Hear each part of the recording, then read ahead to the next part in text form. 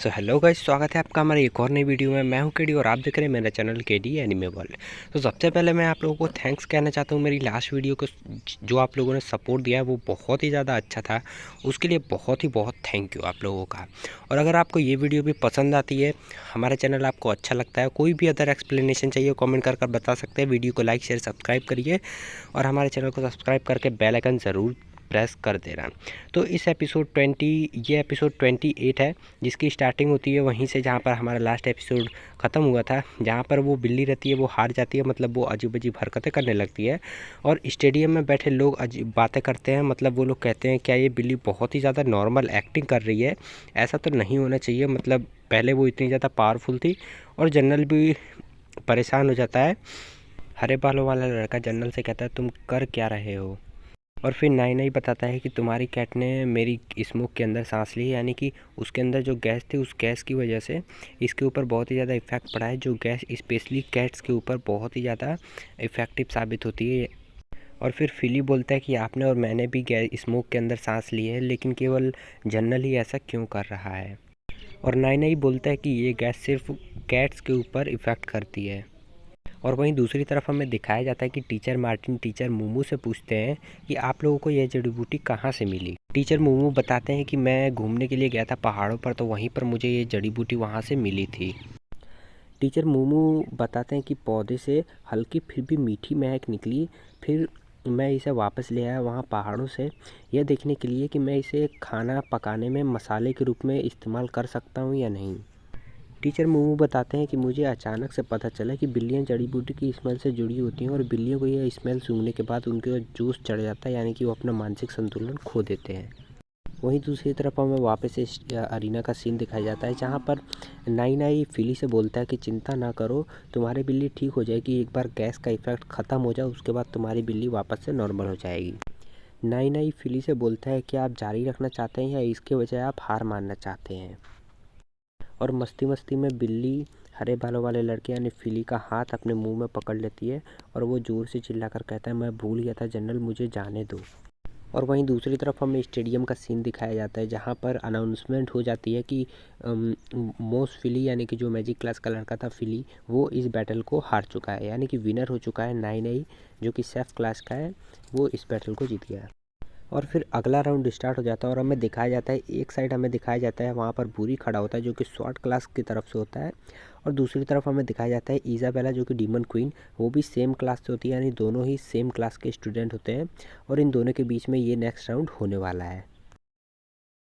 और वहीं दूसरी तरफ हमें प्रिंसिपल को दिखाया जाता है जो कि बहुत ही खुश हो रहे होते हैं और बोलते हैं बैटल स्टार्ट। और वहीं दूसरी तरफ हमें बुरी और इज़ाबेला को दिखाया जाता है। बुरी इज़ाबेला से बोलता है मैंने सोचा नहीं था आपके खिलाफ मैं पहले जाऊंगा। और फिर बुरी इज़ाबेला से बोलता है मैं आपको सजेस्ट करता हूँ कि आप सरेंडर कर दो, आप में से एक ने मेरे भाई को चोट पहुँचाई है, लेकिन मैं उसके जैसे नीचे नहीं जाऊँगा।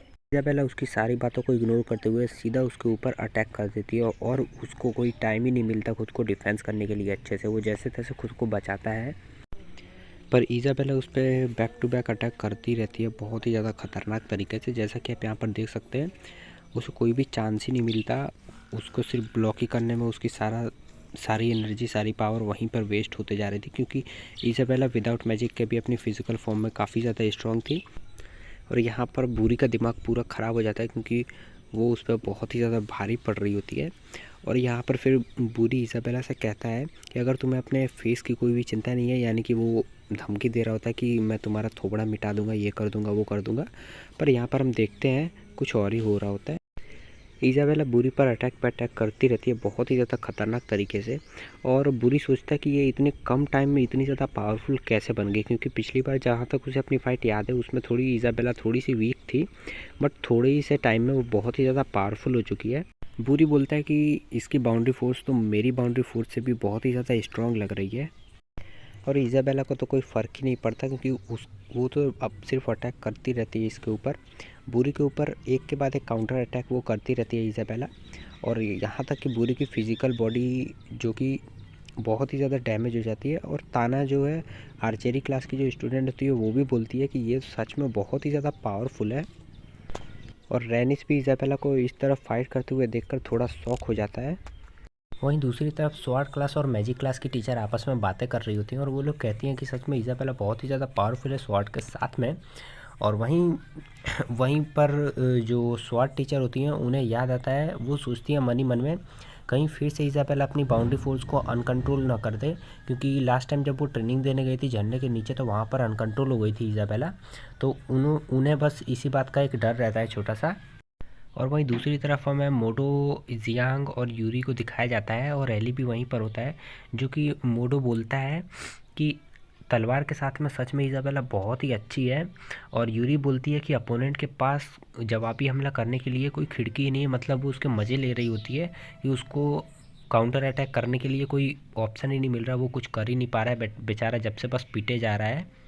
वहीं दूसरी तरफ जियांग सोच रहा होता है कि भले ही डीमन क्वीन ने अपना मैजिक खो दिया है, बट फिर भी वो अपनी फिजिकल स्ट्रेंथ और अपनी स्किल्स के ऊपर बहुत ही ज़्यादा कंफर्टेबल और बहुत ही ज़्यादा अच्छे से उसके साथ फाइट कर सकती है।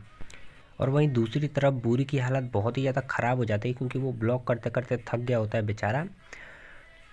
सो गाइस, आज की वीडियो में बस इतना ही, मिलते हैं अब नेक्स्ट पार्ट में। आई होप कि आप लोगों को वीडियो पसंद आई हो। पसंद है तो like share comment and subscribe करके आप हमें बता सकते हैं। और अगर आपको किसी और अदर एनिमे या फिर किसी भी कॉमिक के ऊपर एक्सप्लेनेशन चाहिए तो आप मुझे कमेंट कर बता सकते हैं, मैं उस पर भी वीडियोस बना दूंगा।